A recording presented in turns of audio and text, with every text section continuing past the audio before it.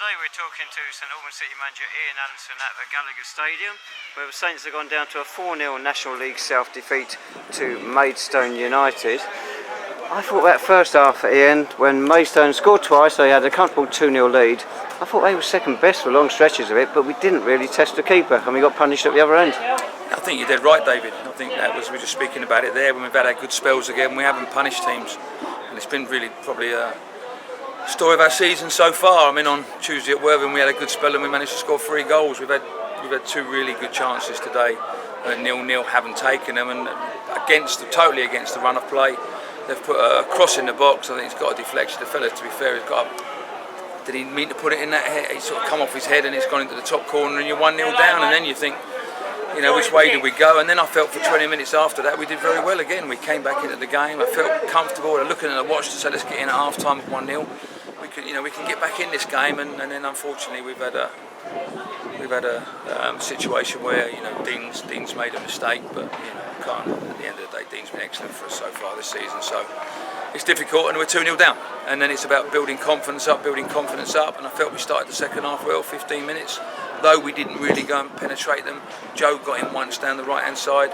We've just shot ourselves in the foot with the third goal, really. We just overplayed in the wrong area. Scotty's been caught in possession of the ball, and to be fair, their lad, he's finished it well. But you know, after that, it was just not get beat too many, because it's always going to be difficult to come back. I think you see the way they defend. You know, very, very strong. They've got some big players there in terms of strength, and I felt they outmuscled us on a couple of occasions there. And Dean, unfortunately, has made a mistake for the 4th, so hopefully he's got rid of all of his mistakes in one game today, and it just seems like he just got on top of us in the end. So disappointing, because I thought we did start the first half really well, and I felt again at half time, as you said there, we could have quite easily been, if not in front, certainly on level terms.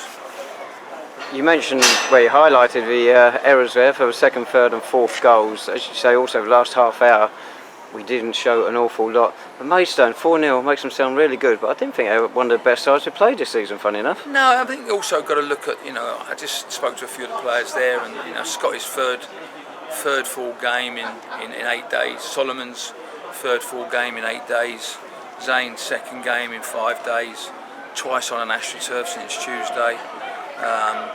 And it's just, I just felt it got on top of us today. I felt we looked really leg weary in the last 30 minutes. And for me, it was just really, let's not give too much away. We still overplayed in wrong areas. We're still trying to keep the ball, and they just kept setting traps for us. And every time we overplayed, they sprung the trap, and they won the ball back high up the pitch and caused us lots of problems. But I think that was once the sharpness had gone out of the legs. We couldn't move the ball that quick, and we struggled in that last sort of 15-20 minutes. And I was just pleased to get off the pitch, you know, with 4 and not any more than that. So, but I look back at it, and as I said after that, you know, how many saves has Dean had to make? He probably had 2 that's gone straight to him. So they haven't carved us open massively. They've been clinical in what they've done, but I felt that we were our own worst enemy for 3 of the goals. The FA Cup win over Worthing was very welcome, but turning to the league, 2 games either side of the Worthing matches, 8 goals conceded. But the whole season's been like that, David, so the whole season hasn't been good enough, as we've said before. You know, I'm not going to lie from it, so we have to improve. We've said that all along. Now, what do we have to do to bring some players in to improve it, or, you know, can the players that we've got here improve it, and myself in terms of that side of it? So we have to have a long, hard look at ourselves. We've got to look at, you know, why we're conceding goals. Are we too expansive? Are we too open? I mean, I wouldn't say that today. I felt mistakes cost us today. But certainly even against Weymouth the last time, we've made some poor mistakes that have cost us goals. So we've got to eradicate the mistakes. We've got to still keep believing in that we can win games of football as we did on Tuesday. But you know, when we have our good spells, we've got to punish teams. And at the moment, we have our good spells. We don't punish teams. I feel we let teams off the hook. And we've been punished today, and we've given some poor goals away today through individual mistakes, not so much as a team mistake. Ollie Sprague came off at Worthing with an injury late in the game. He was missing today, and James Colocci went off injured today. How does he look? James he's taken a knock. He's gone over on his ankle, but I think he'll be okay for next weekend. We've just got to sit and let it rest down and see how it settles down over the next 48, 72 hours. But I mean, Ollie's, I think he's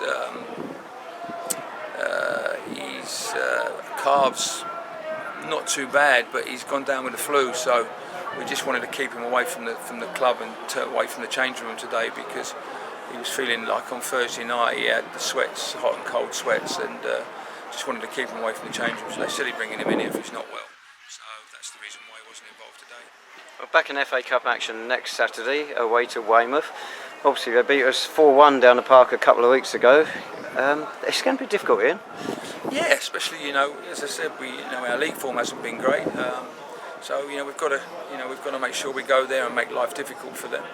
But we've got to go there full of confidence, and I felt first half today there was loads of confidence in the performance. I felt we caused them problems. We kept the ball well, we've moved the ball well, we passed the ball well. Joe's got in a couple of times, but I mean, if you look at the way they've defended and the way they've got back and won massive tackles and cleared their lines, and I think the one Clovis has cleared off the line from David De Gea, that pulls it back to 1-1 at that stage there. So you just need one or two of them to go in, and it just changed the whole course of the game. Hasn't happened today, so we've got to make sure that we're right. We've got to make sure that the players feel sharp and good, and we've got to just keep obviously making sure that they're ready to go there, and we're playing correctly, and we try and get a result. And we went there last year and got a result, and we've got to make sure we go there this year and get a result. Everybody wants an FA Cup run. You say you want a positive result next Saturday, but a league form, we're 2 points off the bottom now. You've said before you don't want to get sucked into a relegation battle, exactly, but we're there. Especially after 12 games. So we are there, but at the moment, we've got to now concentrate on the Weymouth game. There's nothing we can do with any league games, and then we've got 2 league games on the trot after that. So we've got to worry about the league when we come back into it. It is a situation that we're not comfortable in. It is a situation we don't want to be in. But I also think you have to respect the league as well. So we just can't expect that we should be sitting in the top 8 year after year. We have to change the side again, which we've done. Have we brought the right personnel in terms of where we are? You have to believe you have, but at the moment it hasn't shown it. So if we don't improve very quickly, then we're going to have to make some personnel changes. I don't want to keep losing players like we've lost Reece and Bobson in the last couple of weeks, but I want to try and improve the side, and I want to try and make us better. But the only way you're going to do that is if you bring better players in, or more experienced players in. But as I said all along, it's difficult because we're a side that's you have to respect where we are in terms of the budget, and we're probably in them lower regions of where the budget is. So we have to respect that. At the end of the day, if we had the money, then we'd go and get the players in. We haven't, so we have to respect where we are. We have to respect the players we've got here. Try and do what we're doing with the players we've got, and if not, eventually you're going to have to make some decisions, which disappoints me, disappoints the players in terms of me letting them go, especially when they've agreed to come at the start of the season. But if we've not been good enough, then we have to do what's right to try and get us up the league. Yes, you mentioned there, Bobson Bowling left during the week. You released him? Yeah, well, I just felt we were just, in terms of where we were in the wingers, and Zane came from on Tuesday night, though he didn't look so sharp today. He's always going to be at that reaction. His first came back after being out for that period, but the main thing is us trying to get him up to match fitness as quick as we can, and the only way we're going to do that is by playing him. Scotty hasn't played since April the 2nd, and that was his 3rd game in 8 days. The same with him. The only way we're going to get him back up is match fitness, and Solomon is exactly the same, match fitness. So we have to just keep trying to play them. We have to get through this spell we're in, and then we have to obviously start to climb the table as quickly as possible, because as I say, we don't want to be in a situation. But the one thing about myself is that as I've said before, I'm not going to panic. I don't want to be in there, because it's hard. Once you're in there, you get dragged into it. I don't want to be in there, but it's not time for panic. We've got to plan and prepare now for Weymouth, and then we'll worry about where we are in the league when we come back in 2 weeks' time. It'd be nice to be back on grass next Saturday down at Weymouth, but I don't really think that's had an outcome on the last couple of games, do you? Playing on plastic? Not at all. I mean, at the end of the day, I think it has an outcome in terms of the tiredness in the legs. Certainly from our boys, 2 games in 5 days on it. Certainly, I think played a massive part, but also from the fact is that you've got to look at, as I've said earlier, we've got 3 or 4 players that haven't played for long periods of time, so they're trying to play catch up in their match fitness. So playing twice on 5 days on AstroTurf, and if you want to go and speak to the boys, you can speak to any of the players now, and they're all feeling very tender and tired after the last 2 games. It's been tough. You've come here to Maidstone who are full-time. They train 3 mornings a week. They physically look massive, some of their players out there today, and we've not been good enough. But it wasn't. I don't think we was outplayed. I just felt on the day they were brighter than us in some situations, and we made some poor decisions, which cost us probably 3 goals at the end of it. Lovely, thanks so much, Ian. We'll see you next Saturday down on the South Coast. As we say, it's the FA Cup third round qualifying when the Saints are away to Weymouth at Radipole Lane. Kick-off is at 3 p.m.